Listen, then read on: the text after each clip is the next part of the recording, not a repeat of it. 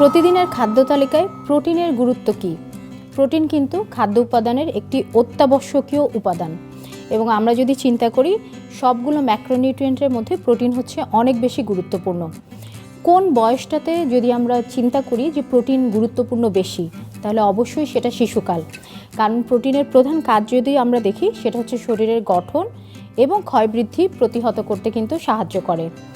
এছাড়াও প্রোটিনে আছে কিছু এসেনশিয়াল অ্যামাইনো অ্যাসিড যেগুলো শিশু বা অ্যাডাল্ট মানুষের জন্য অত্যাবশ্যকীয়। তাহলে যদি আমরা চিন্তা করি শিশুর জন্য প্রোটিনের গুরুত্বটা কিভাবে মাকে বোঝাতে পারবো, আমরা যদি মাদার্স মিল্ক চিন্তা করি, একটি শিশু জন্মের পর প্রথম তার খাবার হচ্ছে ব্রেস্ট মিল্ক।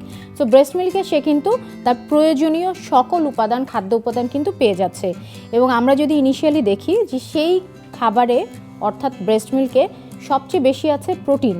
কেন প্রোটিন জরুরি? কারণ এই সময় বাচ্চাদের গ্রোথ রেট যেটা আমরা বলি সেটা অনেক বেশি পরিমাণে থাকে। আপনি আমাদের মতো অ্যাডাল্ট মানুষদের জন্য প্রোটিন হচ্ছে মেনটেনেন্স, টিস্যু মেনটেনেন্সের কাজেই লাগছে, কিন্তু একজন শিশুর জন্য সে দিনে দিনে বড় হচ্ছে। শিশু যে ওজন নিয়ে জন্মায় ঠিক 6 মাসে কিন্তু সে তার ডাবল হয়ে যায় এবং ঠিক 1 বছরের মাথায় সে তার জন্ম ওজনের ট্রিপল হয়ে যায়। এই যে তার বেড়ে ওঠাটা কিন্তু পুরোটাই নির্ভর করে সে কি পরিমাণ ভালো প্রোটিন পাচ্ছে। তাহলে ভালো প্রোটিনের সংজ্ঞা কী? যদি আমরা চিন্তা করি, আল্লাহ তাআলা মায়ের দুধে এমনভাবে এই প্রোটিনের কম্পোজিশন করে দিয়েছেন, এর কোনো বিকল্প নেই। সো প্রোটিন হচ্ছে সেই অর্থে সবচেয়ে ভালো প্রোটিন শিশুর জন্য আপনি পাবেন ব্রেস্ট মিল্কে। শিশুর জন্য এই প্রোটিন যদি আমরা দেখি, মায়ের দুধে ক্যাজিন এবং হোয়ে নামক দুইটা আলাদা প্রপোর্শন থাকে। সো মায়ের দুধে কিন্তু অনেক বেশি পরিমাণে হোয়ে প্রোটিন থাকে, যেটা শিশু সহজে ডাইজেস্ট করতে পারে।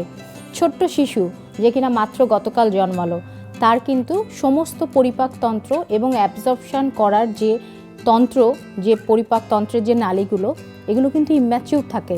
আপনি যদি তাকে অতিরিক্ত এমন কোনো খাবার দেন, তাহলে কিন্তু সে সেটা টলারেট করতে পারবে না এবং তার immature organ system, specially kidney কিন্তু অ্যাফেক্টেড হবে। মায়ের দুধের প্রোটিনটা এমনভাবেই তৈরি করা যেটা হোয়ে প্রপোর্শন অনেক বেশি। এই প্রোটিনটা শিশুর জন্য হজম করা খুবই হচ্ছে সহজ এবং শিশু তার প্রয়োজনীয় সমস্ত পুষ্টি উপাদান প্রোটিনের ক্ষেত্র থেকে পেয়ে যাচ্ছে এই হোয়ে প্রোটিন থেকে। আপনারা তাহলে জিজ্ঞাসা করবেন অন্য দুধে কী রকম থাকে। আমরা যদি নর্মাল গরুর দুধ চিন্তা করি, শিশুর খাদ্য একটা হতে পারে মায়ের দুধ, অথবা আমাদের দেশের রেগুলার প্র্যাকটিসে আমরা গরুর দুধ খাওয়াই। গরুর দুধে ঠিক উল্টা, মায়ের দুধে যেরকম হোয়ে প্রোটিনের পরিমাণ অনেক বেশি, আর গরুর দুধে ক্যাজিন প্রোটিনের পরিমাণ অনেক বেশি। কখনোই গরুর দুধের যে কম্পোজিশন এবং মায়ের দুধের যে কম্পোজিশন এক হবে না। তাহলে আপনি যখন মা হিসেবে শিশুকে কোনো খাবার দিচ্ছেন, মায়ের দুধ দিচ্ছেন, তখন অবশ্যই আপনাকে খেয়াল করতে হবে আপনার শিশু সঠিক খাবারটি পাচ্ছে। এছাড়া এই প্রোটিনে আর কি আছে? এই প্রোটিনে আছে শিশুর জন্য প্রয়োজনীয় সকল এসেনশিয়াল অ্যামাইনো অ্যাসিড। সো আমরা যদি প্রতিদিন তার রিকোয়ারমেন্ট চিন্তা করি, প্রতিদিন পার কেজি বডি ওয়েটে একজন শিশুর 1.2 গ্রাম প্রোটিন লাগে যখন সে জন্মায়। এরপরে যখন সে 3 বছরের বেশি হয়ে যাচ্ছে, তখন কিন্তু তার এই প্রোটিনের পরিমাণের চাহিদাটা কমে যাচ্ছে, কারণ শিশু অনেকটুকু বড় হয়ে গিয়েছে। সো সেই হিসেব করলে কিন্তু শিশু তখন 1 গ্রামের মতো 1 থেকে 1.5 গ্রাম রেঞ্জের প্রোটিন খেলেই হবে। এবং পরবর্তীতে আমরা যারা বড় মানুষ, আমাদের মতো অ্যাডাল্ট মানুষদের জন্য পার কেজি বডি ওয়েটে 0.8 গ্রামই এনাফ হচ্ছে আপনার কতটুকু প্রোটিন আপনার রেগুলার যে মেনটেনেন্স সেটাকে হচ্ছে কমপ্লিট করতে পারে।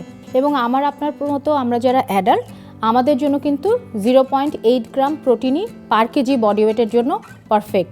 সো এর চেয়ে বেশি প্রোটিন কিন্তু আমাদের খাবার দরকার নেই।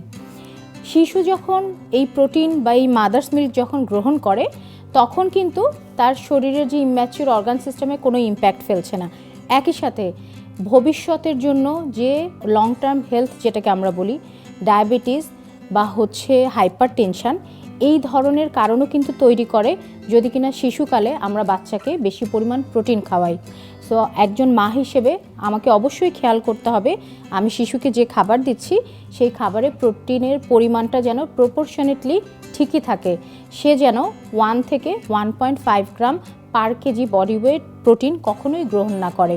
স্পেশালি যদি কোনো কারণে মা শিশুকে শিশু খাদ্য হিসেবে অন্য বাইরের খাবার দেন, মাদার্স মিল্ক কোনো বাচ্চা না খায়, সেক্ষেত্রে ওই খাদ্যতেও যেন খেয়াল করা হয় যে 1.8 গ্রাম পার 100 কিলো ক্যালোরি প্রোটিন বেশি না থাকে, only 1.8 gram for 100 kilo calorie. So আমরা যখন চিন্তা করব যে এই রিকমেন্ডেশনগুলো কাদের, আমাদের WHO ওয়ার্ল্ড হেলথ অর্গানাইজেশন থেকে এই রিকমেন্ডেশনটা দেওয়া হয়েছে এবং আমরা বলি তার রেগুলার ডায়েটারি ইনটেক কখনোই এটার বেশি হবে না। আলটিমেট যদি মা মনে করেন আমি শিশুকে বেশি খাওয়াচ্ছি সে বেশি তাড়াতাড়ি বড় হবে, কিন্তু আসলে এই মুহূর্তে সে বেশি তাড়াতাড়ি বড় হলেও তার ইম্যাচিউর কিডনি সিস্টেমের উপর অনেক বেশি ইম্প্যাক্ট ফেলতে পারে এবং সাথে সাথে পরবর্তীতে তার জীবনে ডায়াবেটিস বা হাইপার টেনশনের মতো কোনো অসুখ হবে কিনা সেটাকেও কিন্তু ডিসাইড করে দিচ্ছে এই বেশি প্রোটিন গ্রহণ করা। আমাদের প্রতিদিনের খাদ্য তালিকায় প্রোটিন অবশ্যই গুরুত্বপূর্ণ, আবারও বলছি, কিন্তু একই সাথে খেয়াল করতে হবে কোন বয়সে প্রোটিনের প্রয়োজনটা কেমন।